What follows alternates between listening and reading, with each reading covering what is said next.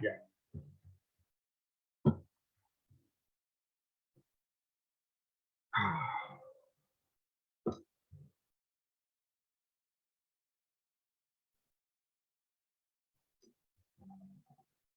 Jai Baba.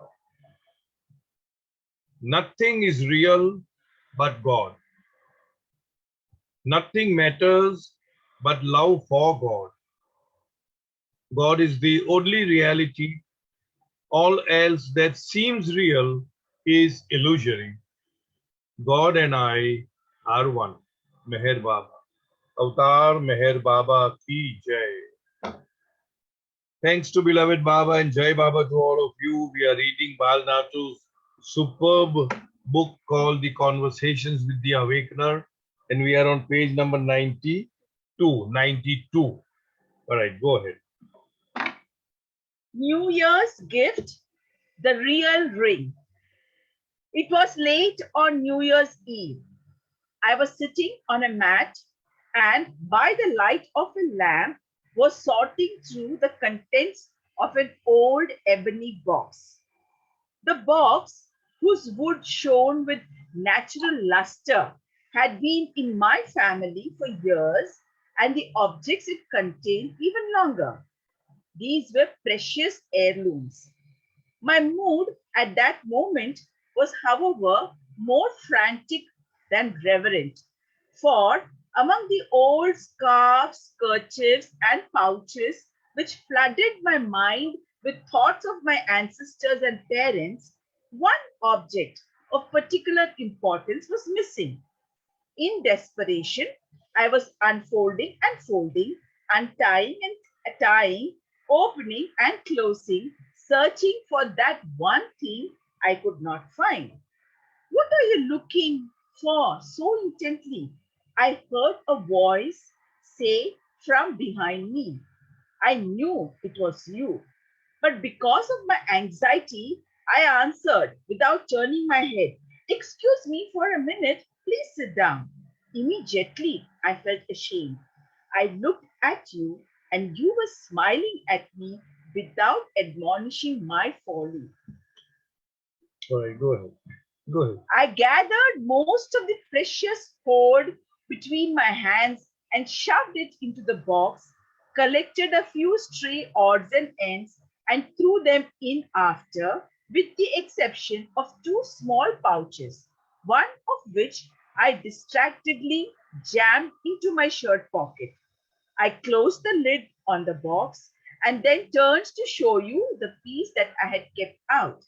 This was a very old, very fine silk pouch with a pink rose embroidered on it.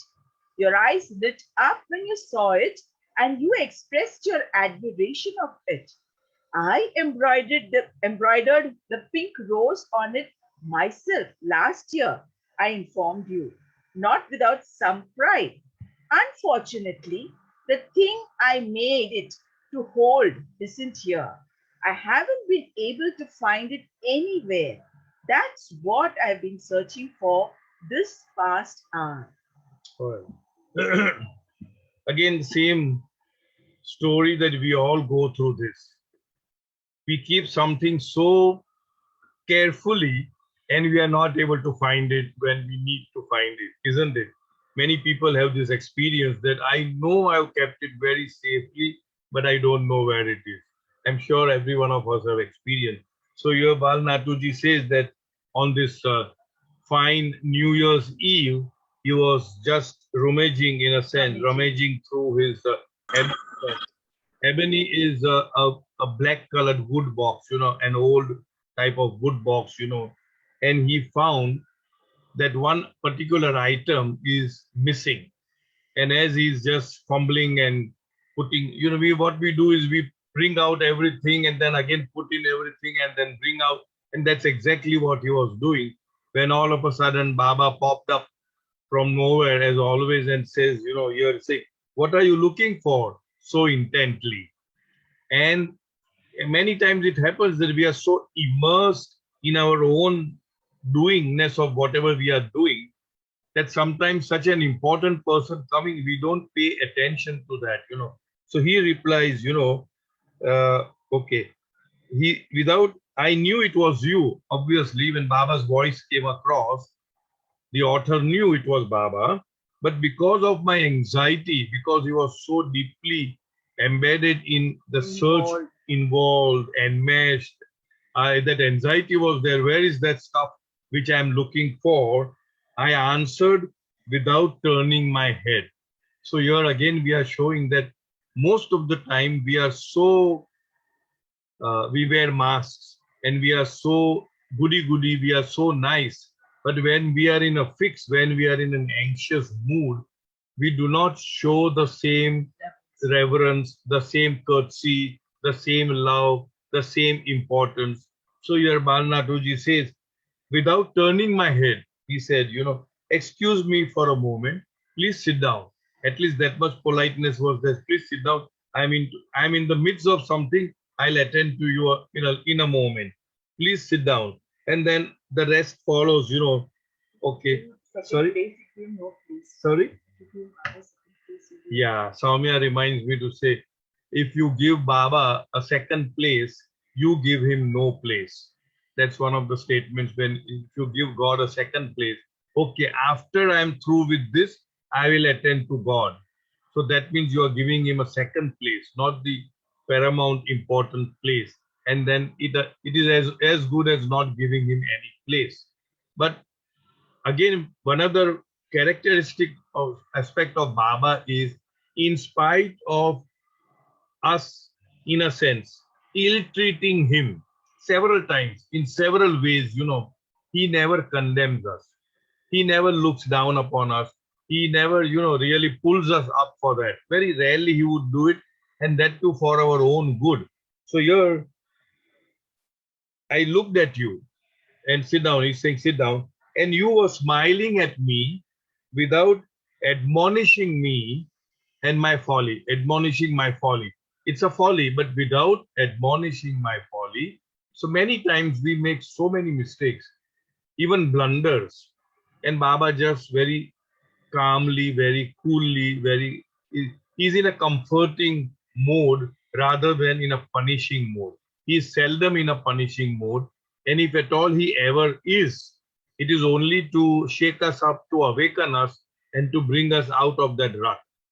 So then I think there's nothing much to talk about here, except that there was one pink what is it, sachet kind of thing. Is it was a pouch? So he says that I'm the one who embroidered it and all that. And Baba is asking, and what is it that you are looking for, and what is it? And what is it you asked? A ring, I answered sadly. A valuable ring? Valuable, the best of its kind. It was an heirloom, my most precious possession. It was made of 7 metals. It was set with gems in the pattern of the rising sun. Very charming and very auspicious too. But why we give, the value of anything is the value that we place on that anything. So there are many things which may not be objectively valuable. For example, Baba's hair, let's say, for example, hair. I mean, what value does it have in terms of matter, in terms of objectively? But subjectively, it is invaluable. Baba's Udi, Baba's sandals, Baba's Sadra, Baba's coat, So we must understand that the value of anything in our eyes is the value that we place on that particular thing. So here Balnatuji says that it was a very precious ring, it was studded with gems, and it was this and that, and made out of 7 metals. So for him, that was a very, very valuable uh, item. Yeah. But why did you happen to be looking for it tonight at the last hour of the year?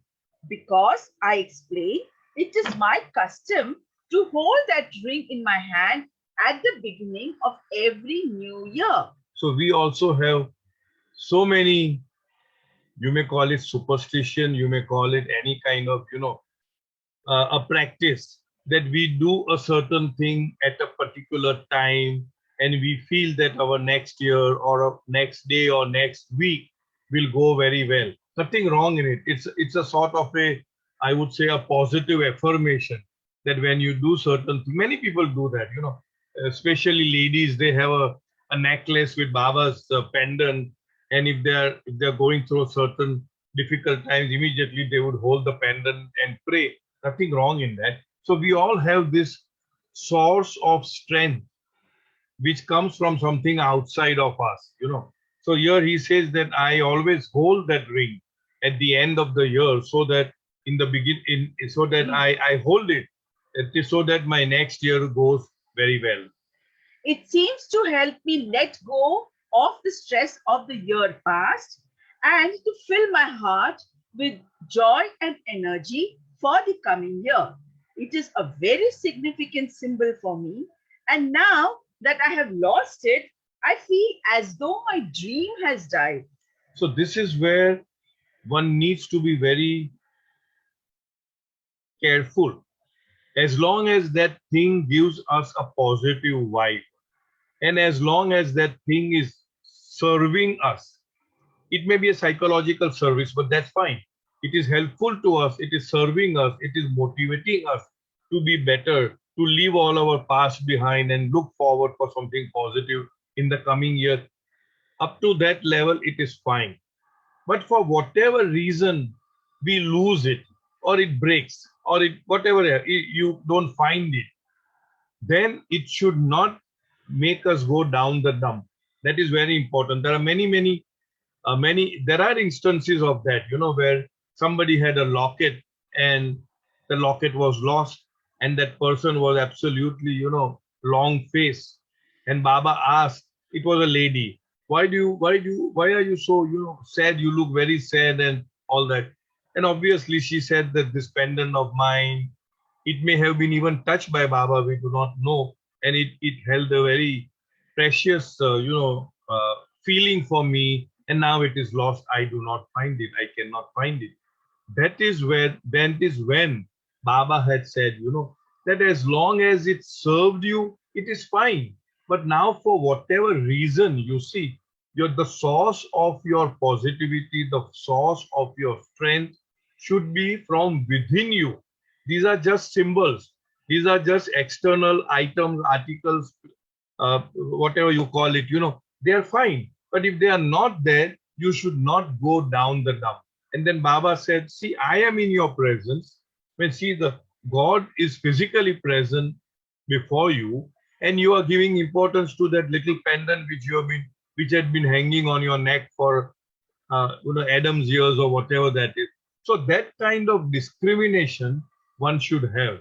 That as long as it serves you, it's fine. If for whatever reason it has been lost or broken or stolen or whatever it is, again you have to create another positivity from your own being. And if you want to replace it with something else, do it. No harm in that. But do not go down the dump simply because something you have lost or stolen or broken, or it is no more there with you. So that kind of balance Baba is trying to teach us. You looked probingly at me, seeing my turmoil. Then you asked calmly, is it the loss of the ring, the symbol, that distresses you, or your attachment to it that worries you? The question stumped me.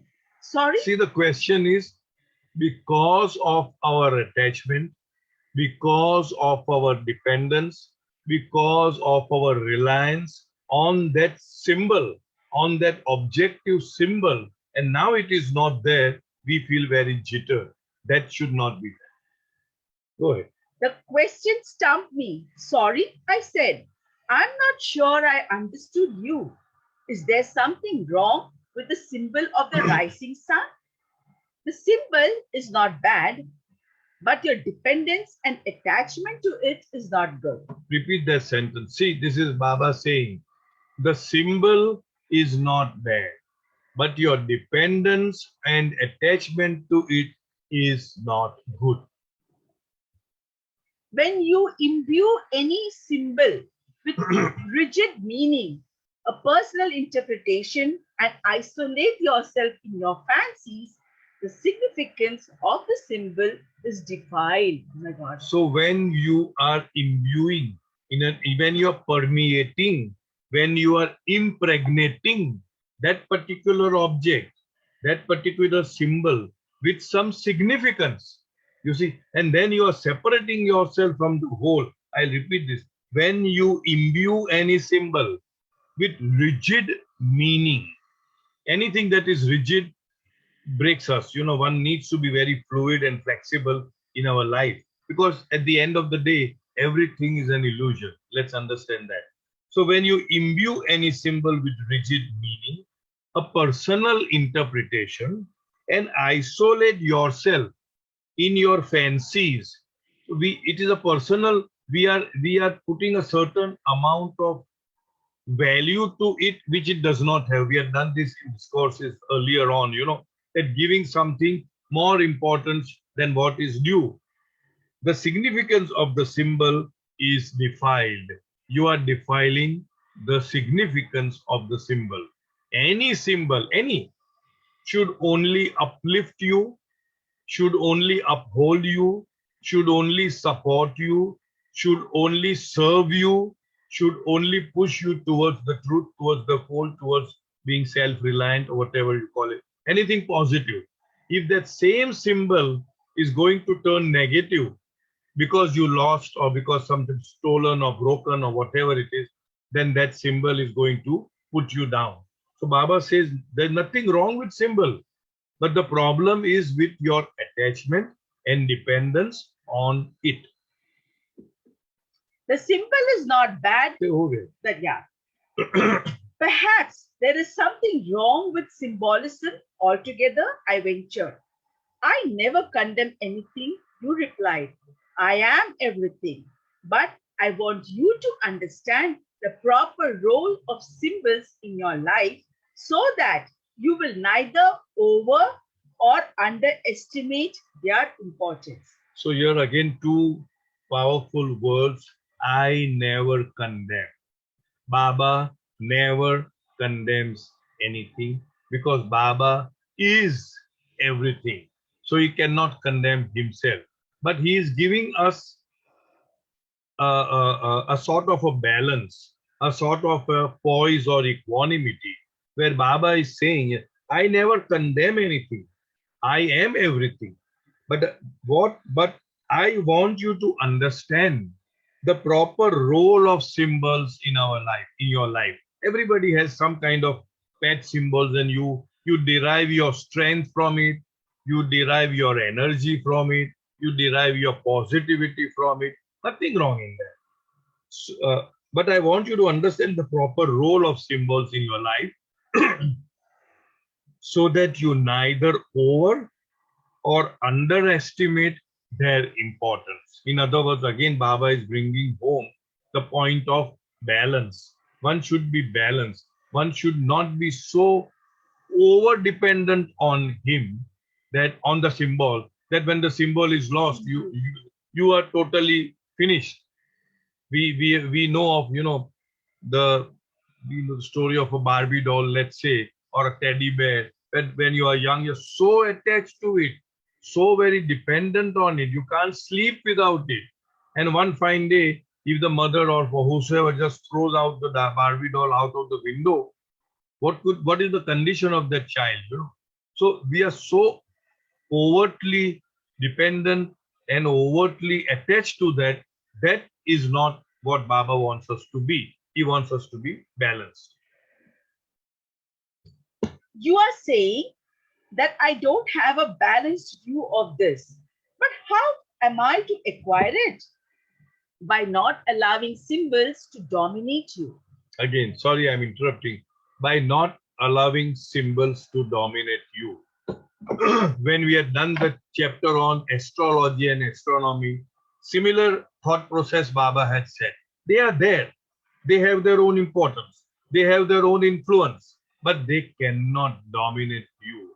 You are the final authority of your own luck, fate, nasib, taqdeer. We may even call destiny, right? So they are there, perfectly okay, but do not allow them to dominate you. Most of us do that, that unless we do this puja, my day will be spoiled. Unless I do this ceremony, unless I go to this temple and do ghanta, whatever it may be. I'm not belittling anything. What I'm trying to say, we become slaves of these things. And Baba is here to awaken us from all these things and make us strong and self-made in a sense, rather than depending upon some symbols or some ceremonies or some rituals or whatever, some objects. The loss of your ring, the heirloom, should not have disturbed you so much. The one who gives symbols knows when to take them away. The right attitude towards symbols is to understand that they are directing you to something real that is beyond them. So don't try to fill your life with them or cling to them, but when they come to you, respect them without being overly influenced by them. So here again, yeah, even in one of the chapter, I think it is not in the same book, but in the same series, where Baba says, am I not free to take away the things which I have freely given you? So everything is freely given to us. We never brought anything in this world. We came naked, so to speak. Everything that we have acquired is from this world. And who has given it to us? For us, it is Baba who has given it to us. So is he not free to take away freely what he has freely given to us? That's another chapter. We'll come to that as and when. So your Baba says, how do you, Balnatuji is asking, so you say that I am imbalanced, I am not balanced. How do I acquire the balance? So Baba is giving the answer how to acquire a balanced life, where even though we may be having certain symbols, we should not be attached to them or not be dependent upon them. Baba says, by not allowing symbols to dominate you, the loss of your ring, the heirloom, should not have disturbed you so much. In another episode, Baba talks about a very expensive pen. This is an example given by Baba. Hey, you are having a very expensive pen, and it has been given to you by somebody very close to you. And so not only the external expensive pen, but also also the sentiments attached to it. So you are having it, and one fine day you lose it.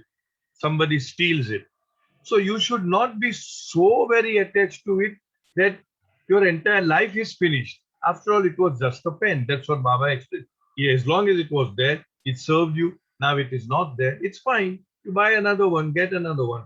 So in the same way, Baba says, the loss of your ring, the heirloom, should not have disturbed you so much.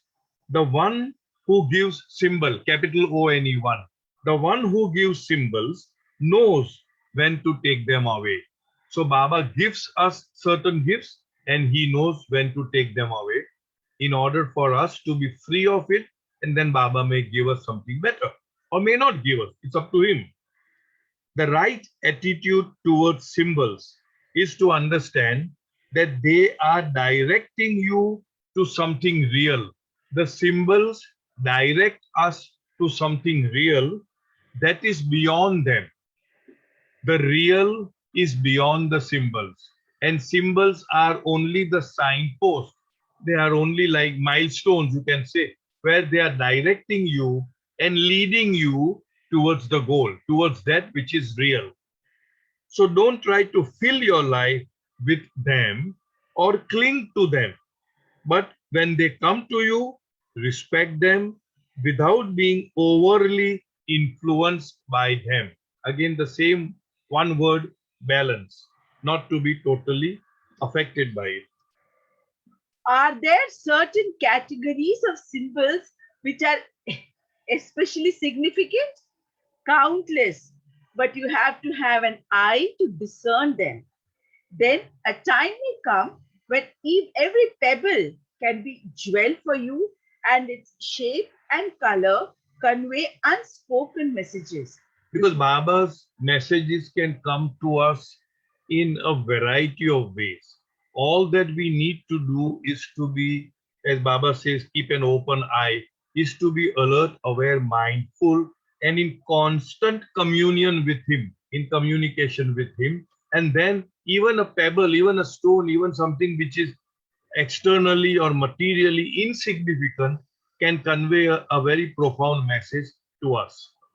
This was too much for me, and it must have shown in my expression because you smiled indulgently. You smiled indulgently, tolerantly. Means he could feel that poor fellow is not able to understand what I'm trying to convey. So he just smiled, knowing that it's a tolerating mood. Baba was in a tolerating mood. What I mean, you continued, is that you shouldn't become bound for ideology, of which there are many. Ideology constricts your understanding of the real potentials of symbols. I still felt I was in over my head. Your It was words, all going over his head, what Baba was trying to convey. your words often land me in deep waters, I said, shaking my head hopelessly. So, You, yeah, go ahead. you looked amused, but if you know how to swim, you may dive as well as you can and return to the surface, bringing the significance with you as part of your life. Maybe I'm grasping at straws while I should be diving. But could you just tell me, of all the symbols, is there one in particular which is the greatest? Yes, you answered at once and with a natural ease.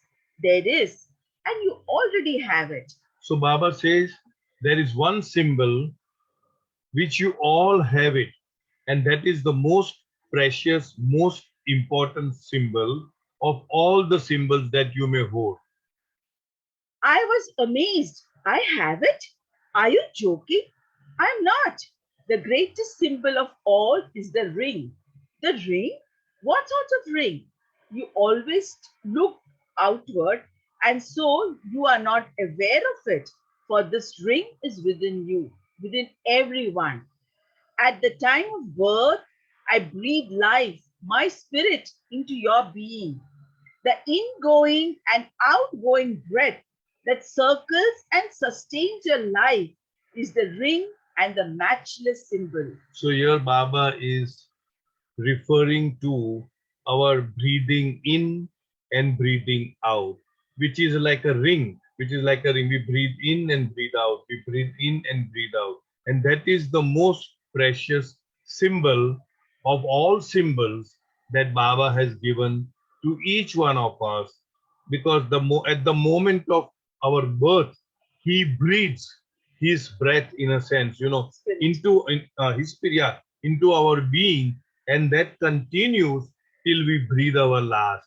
And if we are in tune with that ring, with that symbol, in other words, my interpretation would be that if we take Baba's name with every breath, as Baba has said, har dam mera yaad karo. Har dam means with every breath we are supposed to remember him. And Baba had once explained in one of the Sahavasis, that's what I was informed by somebody, that Baba actually demonstrated that when you breathe in, you say Ba, and when you breathe out, you say Ba. That means Ba, Ba, Ba, Ba. And you do it so naturally, so spontaneously, so effortlessly that it becomes automatic, it becomes a practice, it becomes second nature for you, to such an extent that even in your sleep, you are saying Baba without knowing that you are saying Baba. If this breath continues to circle in my remembrance, it becomes the real ring, truly worth seeking. It is this to which all symbols and all signs are pointing. So all the symbols in the world, all the rings, all the jewels, all the lockets, all the whatever you are maybe tabish and all that you may be wearing are insignificant as compared to this particular symbol, and that is the ring of Baba's remembrance. And all these are actually there pointing towards this one, because ultimately at the end of the day, all these symbols are supposed to lead us to the goal of truth, the goal of reality, which means to the breadth of reality. So in other words, Baba says that all those other symbols are actually leading you to this one symbol, which is his breath, which is the ring of his remembrance. Matchless. Matchless? Sin. Okay.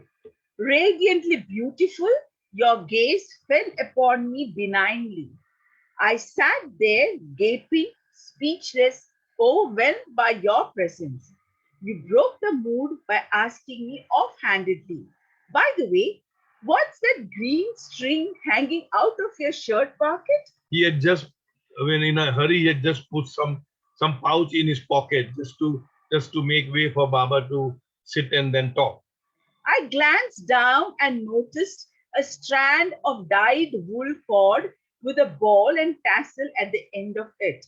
An empty pouch, I answered, feeling glum again. I must have stuck it in my pocket while I was putting things away. Saying this, I took the pouch out of my pocket and, to my amazement, felt something solid inside of it. Oh my God! Oh my God! Eureka! It's here! It's here! I cried. What? The ring that I was desperately searching for. My spirits soared. I remembered in a flash that while I had been embroidering the pink rose on the silk pouch the year before, I had placed the ring in this other, plainer bay and obviously forgotten it. Many Are, times it happens that we forget it, and then afterwards we get so joyful that, oh my God, now I remember I had placed it there. are you happy now? You asked. Happy? I'm ecstatic. And you responded casually with a remark that has stayed with me ever since. The end of real seeking is to know that nothing was ever lost. So beautiful. The end of real seeking is to know that nothing was ever lost, because nothing can ever be lost. Everything just is.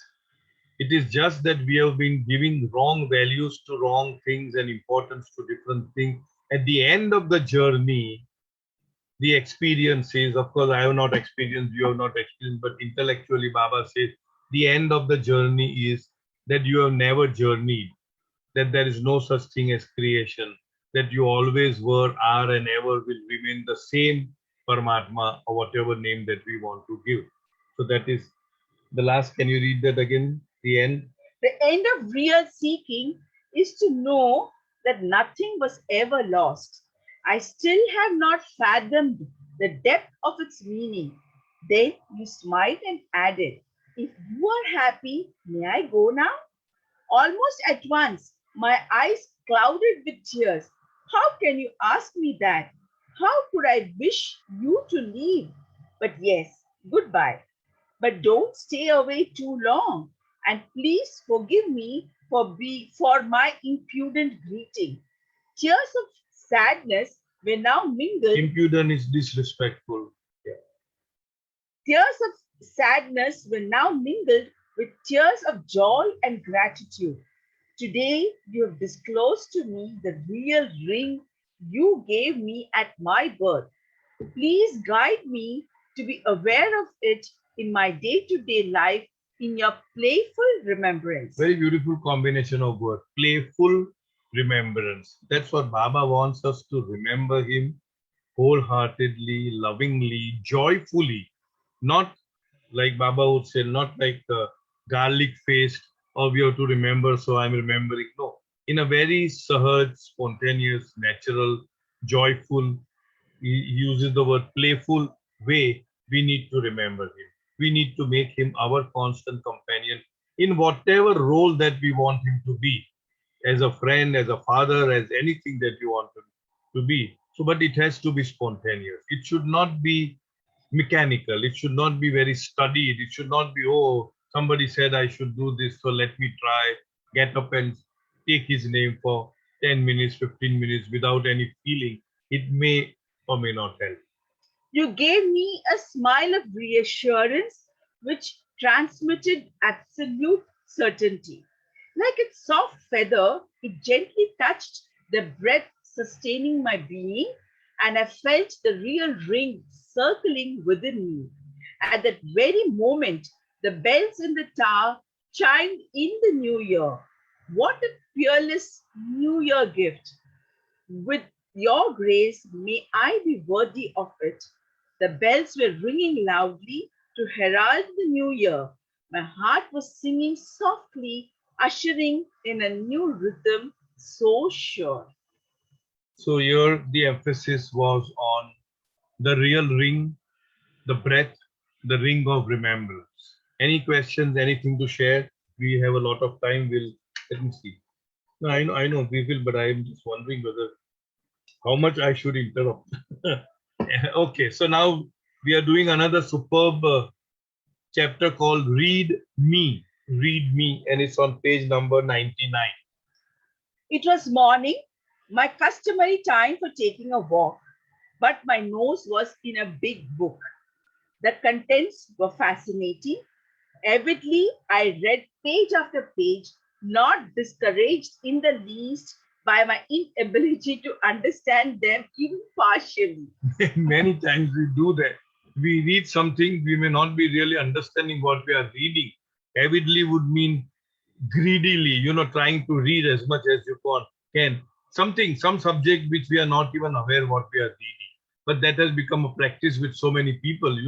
They will read the newspaper from the beginning to the end just because they have to do something and pass time. They may not even recollect what they read after the whole newspaper is read out. All right. Another large book on an entirely different subject rested on the table beside me. It had kept me awake long into the late hours the night before. Suddenly, my absorption was penetrated by gentle, rhythmic tapping on the table. Looking up, amazed, I saw you sitting across from me. My heart leaped with joy. It's surprising to find you so intent on reading, you said, with a glint of amusement in your eyes. Glint would mean a flash of light is glint. And Baba's eyes were always flashing. Yeah. It's surprising to me as well, I replied, smiling. What are you reading about? You inquired. First, let me explain. My mood turned somber as I felt I had something quite serious to relate to you. Two of my learned friends think that I am a bit of a simpleton. However, they also allow that I have the potential to be clever and to be a more practical sort of a person if I am willing to make some effort. They have suggested that I read at least a few books which they have selected for me to help me become a more knowledgeable person. Yesterday, they paid me a visit and each of them brought a large volume for me to study.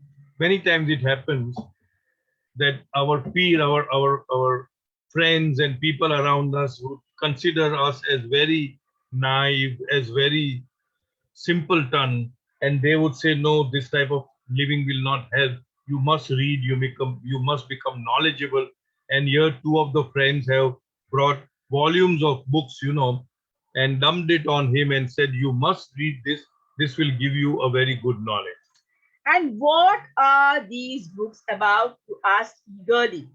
I felt a surge of pride and self importance. One is about astrophysics, and the other is about metaphysics. Metaphysics would be philosophical, something to do with the inner being, and astrophysics, something to do with the outer world, something astrology connected with that. Yeah. Your look seemed to sharpen with appreciation. Interesting. One deals with the outer space in creation, and the other with the inner realms of mind. Really very enchanting and intriguing subjects. But even as I said this, I felt a kind of leadness come over me. Gladness would mean heaviness come over me. Yeah. But at the same time, I confessed, actually, in a complaining tone. The immensity of these ideas is so staggering that I wonder if I'll ever be able to grasp them. But do you really need to grasp them? Very pertinent question. Do you really need to grasp them? Do we really need to know everything about everything? This do you really need comes across another thought which has nothing to do with reading. I remember a friend of mine who retired and he wanted to have an easy life, but then the company again wanted to employ him. And he was in a dilemma as to what should I do now, whether I should again rejoin as a consultant advisor or just spend my time with Baba. And so he finally went to Baba's Mandali, and Mani was the one who asked this question: do you really need money? And he says, no, I'm quite sufficient, well off. I mean, I can manage the rest of my life, And Mani never said, do it or don't do it.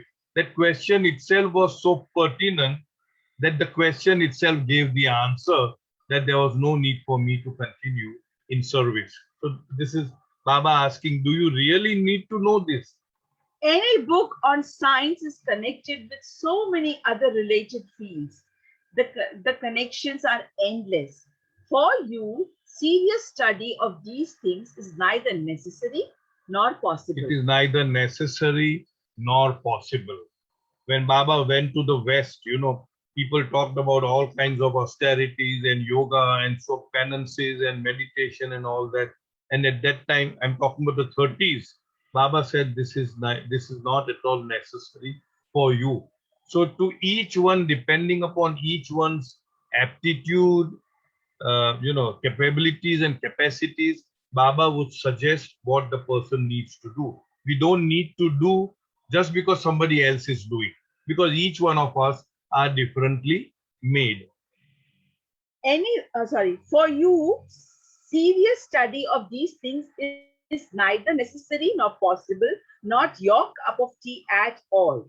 It was a relief and a consolation for me to hear this, but I was still nagged by the thought of myself projected onto me by my friends as being an ignoramus. Ignoramus is totally uninformed, ignorant, because my friends have projected this feeling in me that I am totally uninformed about the ways of the world, and therefore I wanted to show off and say that, oh, now I am also informed.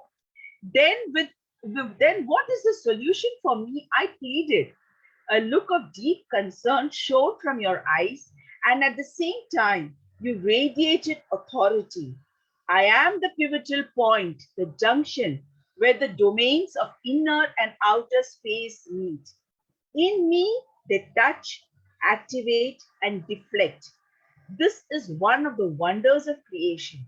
My loving remembrance lights the lamp that is positioned at this point and shows the seekers their ways to come to me.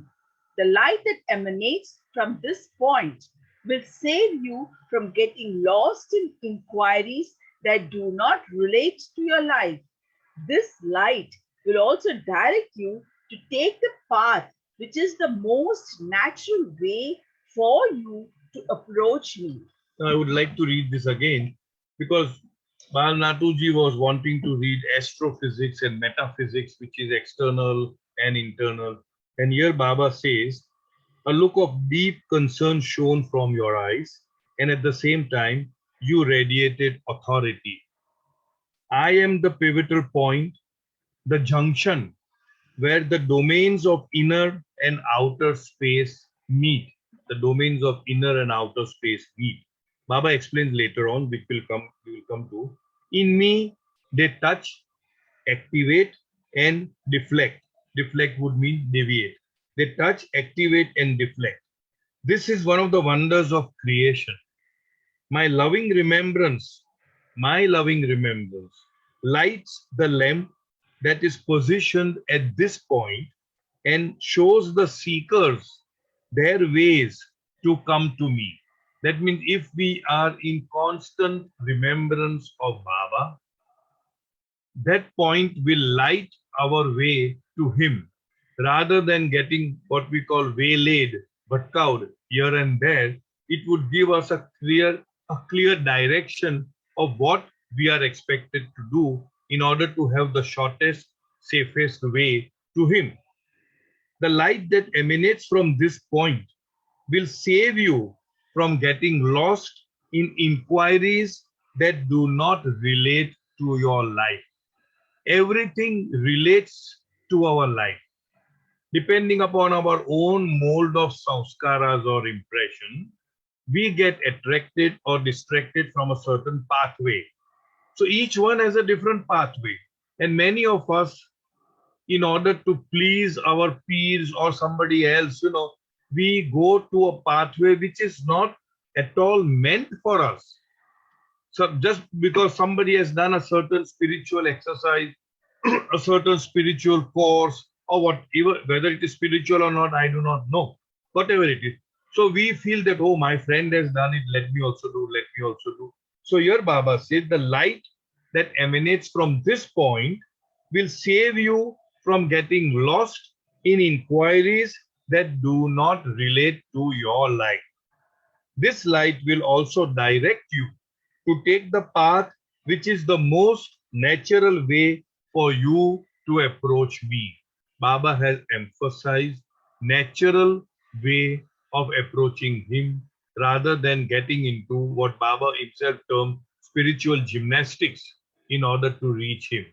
Most natural, loving, joyful way to reach him.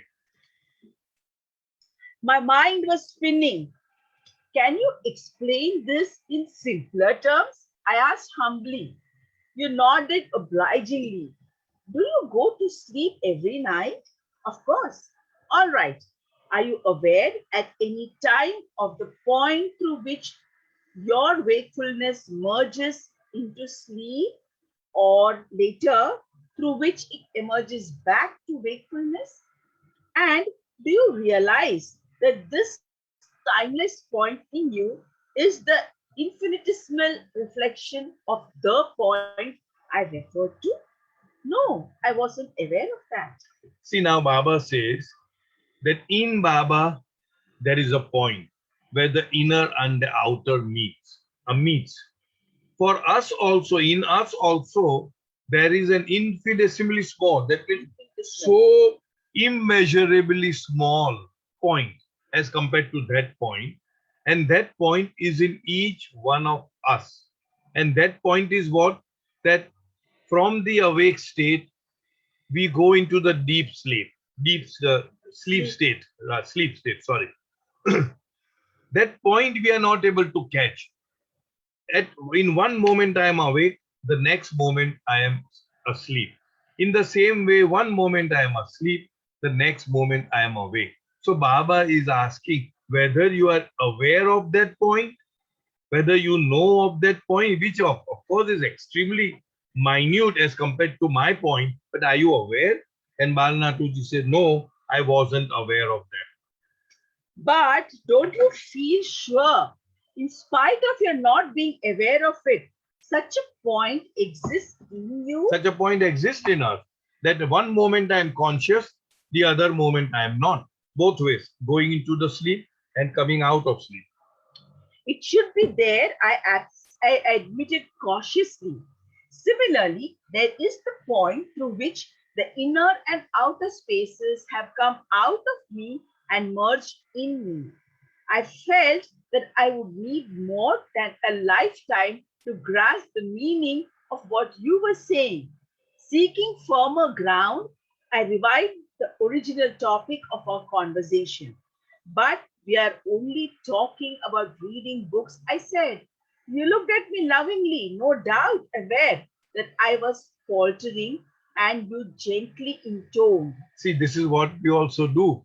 When somebody is talking about a subject which is Greek and Latin for us, we are not able to understand. So here Balnatuji says, very politely, that I think it will take a lifetime for me to understand what you want to convey. And now, in order to come to a firmer ground where I can communicate with you, we do that. We bring a topic where we are comfortable about talking. So he again brings back the topic about the reading of the books, which is his topic, which he can easily converse with Baba.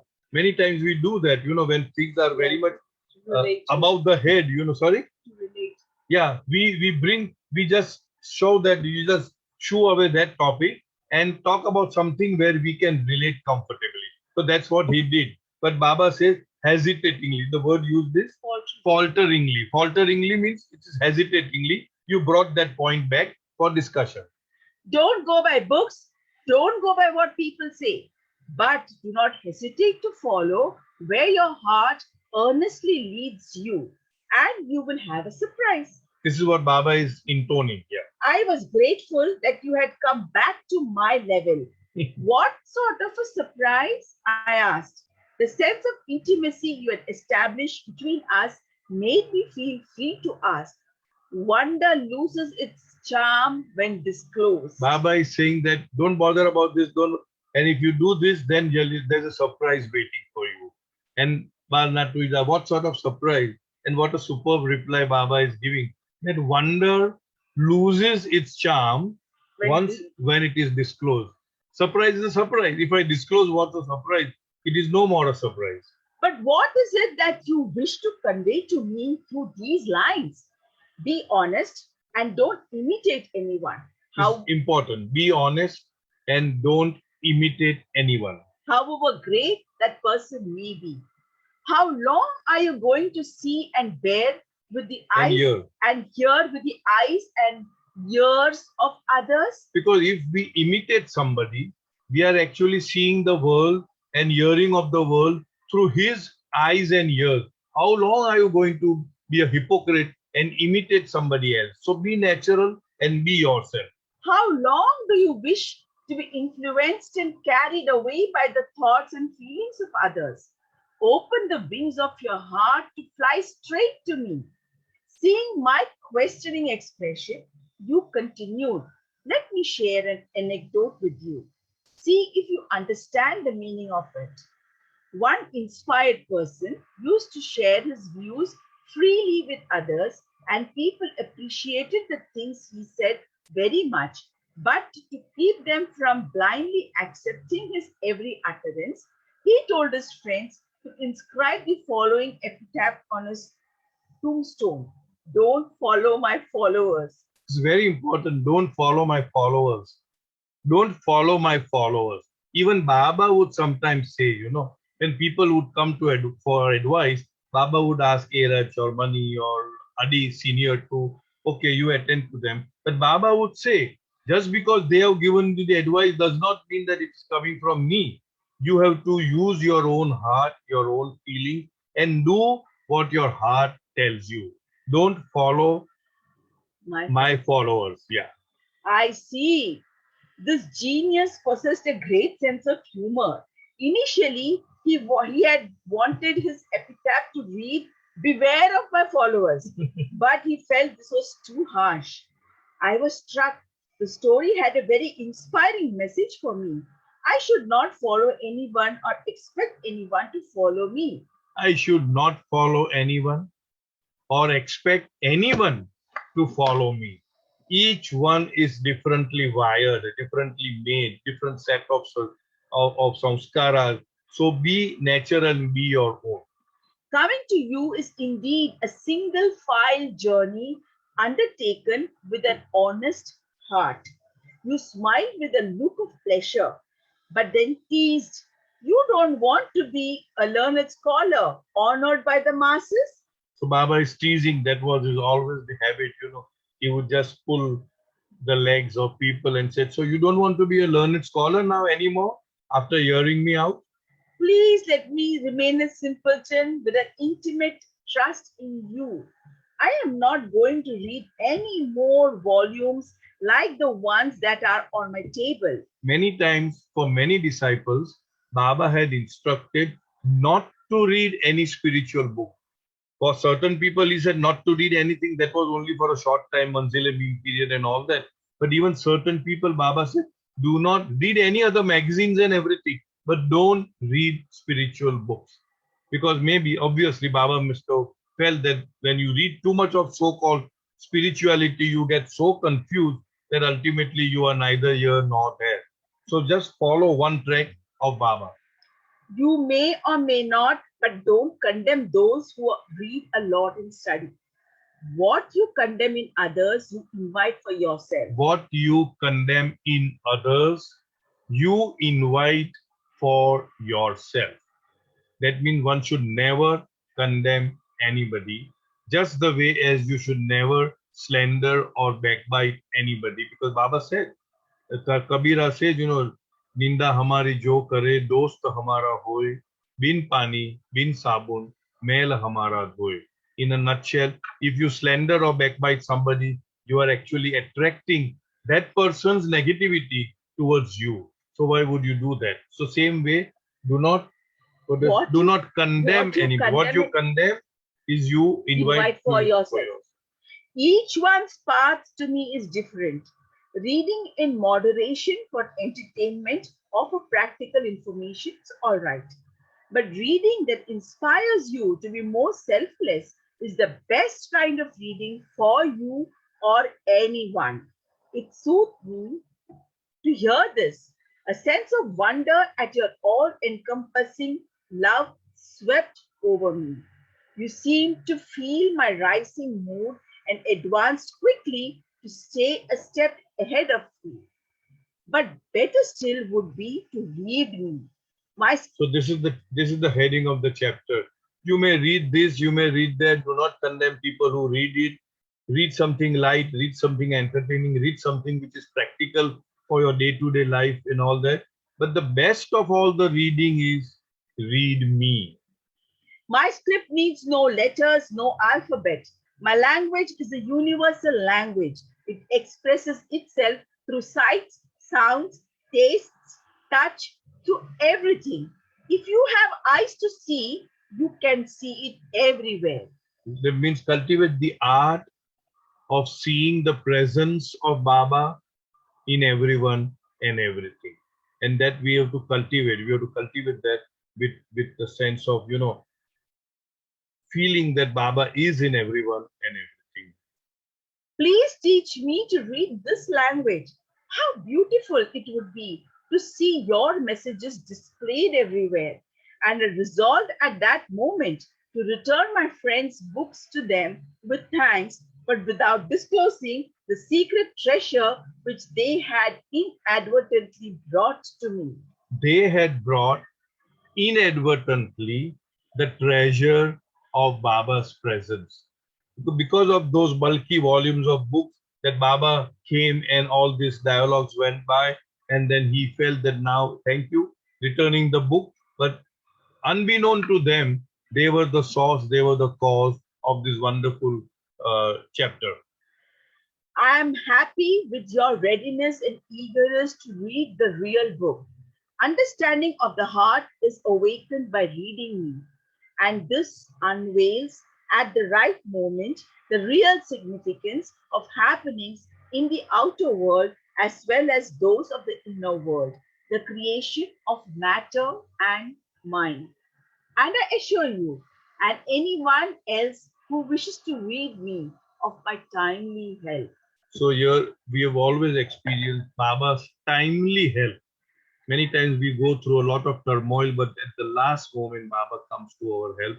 So here Baba says, learn the art, cultivate the art of reading me, of being able to see me in each one and in everything.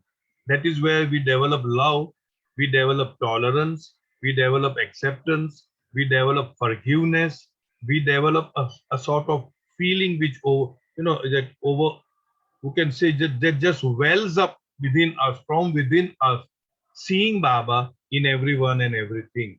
And Baba said, if you do that, I assure you that I am always with you. My timely help is always with you. Then, casting an encouraging glance at me, you left. The significance of each of your visits is beyond the reach of my understanding. Sometimes I close my eyes and grope for words, but only a few tears come trickling down my cheeks, signifying that the words melt before reaching expression. So Your beautiful words melt before reaching expression, and that is why the melting of the word comes through tears. Your words, however, read me, are indelibly etched on my heart. May your blessings guide me to read you more and more. In Indelibly. Indelibly means that which cannot be erased, cannot be effaced, cannot be rubbed off, cannot be just erased or effaced, you can say. So that Baba's words, read me, has been so strongly etched in my heart that it can never be erased. And then, may your blessings guide me to read you more and more. Let those blessings come to each one of us as well, that Baba's blessings on us guides us to see him, to read him, to know him in each and everything. Thank you, Baba. Anybody has anything to ask? Say we are just about 6:30. Yes, Neelam. Go ahead, जय Neelam. हाँ जय बाबा। Jai Baba. Tiffin lecture में मैंने आपसे प्रश्न किया था भारत में जन्म लेने वाला जन्म के बारे में। Okay. तो मुझे बाबा ने शायद बुक्स मेरे को मिलवा दी है वो बुक। बुक का नाम है जीवन रहस्य और इसमें लिखा हुआ है अवतार मेहर बाबा के गॉड स्पीक तथा अन्य प्रमुख ग्रंथों के आधार पर। और ये अन्ना खन्नाले जी की लिखी हुई बुक है। इसमें पेज नंबर 59 पर मैं 8 लाइनें आपको पढ़ के बता सकती हूँ इस समय। जस्ट शॉर्ट संक्षिप्त में। हाँ, संक्षिप्त में, पुरातन काल से भारत विश्व की आध्यात्मिक भूमि रही है। भारत में जन्म होना यह गौरव का और भाग्य का लक्षण है, क्योंकि ऐसा व्यक्ति अंतिम लक्ष्य के पास, ब्रैकेट में लिखा है परमेश्वर प्राप्ति के पास पहुंचा हुआ होता है। अमेरिका, यूरोप, अफ्रीका और अन्य देशों में जिन सत व्यवहारिक लोगों का जन्म हुआ होगा, वह यदि इस जन्म में अच्छे कर्म करेंगे तो उनका आगामी जन्म भारत में होगा। भारत में जन्म लेने वाले व्यक्ति ने यदि बुरे कर्म को एकत्रित किया और अहंकार के संग्रह को बढ़ाया तो उसका जन्म यूरोप, अमेरिका तथा आध्यात्मिक दृष्टि से पिछड़े हुए देश में होगा, ऐसा बाबा ने कहा है। जय बाबा। I got your point. I'm saying in Hindi, मेरे पढ़ने में ये कभी भी कहीं भी नहीं आया है, एंड डेफिनेटली ये गॉड स्पीक्स में नहीं है, डिस्कोर्सेस में नहीं है, ये हमारे अन्ना खंडाले जी का इंटरप्रिटेशन है, and according to my understanding it is not correct. According to my understanding ये सही नहीं है। There are quite a few points, क्योंकि अभी तो फिलहाल अन्ना जी नहीं रहे हमारे साथ, but I had communicated to him when he wrote the book in English also, life का जो रहस्य के बारे में इंग्लिश में जो लिखा था, उसमें भी बहुत सारी गलतियां थी, excuse my saying this, and I had a heart to heart talk with him telling him कि ये जो आपने लिखा है वो सही नहीं है।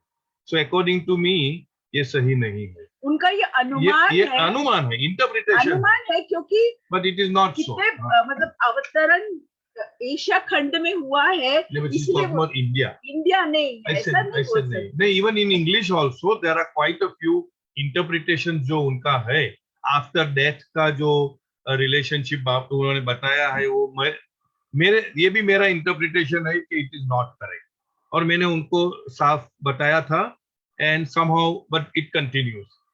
हाँ, सो आपका जवाब में मैं I will still hold my same view point कि ऐसा ये जो आपने पूछा वो सही नहीं है अकॉर्डिंग टू मी। ठीक है, ओके, थैंक यू। जय बाबा, जय बाबा। Anybody else has anything to share? Any question? She had attended our एक मिनट, एक खाली just to give a reference, Thursday को टिफिन लेक्चर्स के ऊपर मुझे कुछ बोलना था, हिंदी में बोलना था, थोड़ा कठिन था, बट समहाउ बाबा ने संभाल लिया। Saumya was reading the English version और मैं हिंदी में उसका एक्सप्लेनेशन दे रहा था। तो यहाँ प्रश्न उठा था, तो मैंने बोला नहीं है, let me know the source. तो उन्होंने जो सोर्स दिया है, that source is not an authentic source. Whenever I say source, I mean an authentic source, which means Baba, and not Baba's Mandali, or definitely not anybody as Baba lover. I may say anything, but that's not an authentic song. Aji Dinesh ji, आप कुछ पूछना चाहते हो? हाँ, नहीं, जय बाबा करना चाहता हूँ। जय बाबा, जय बाबा. Jai Baba. Okay, then I think we close the day. Close for the day. Thank you very much. Thank you, beloved Baba. Avtar Meher. Avtar Meher. अवतार मेहर बाबा की बाबा जय. की जय। Jai Baba. Jai Baba.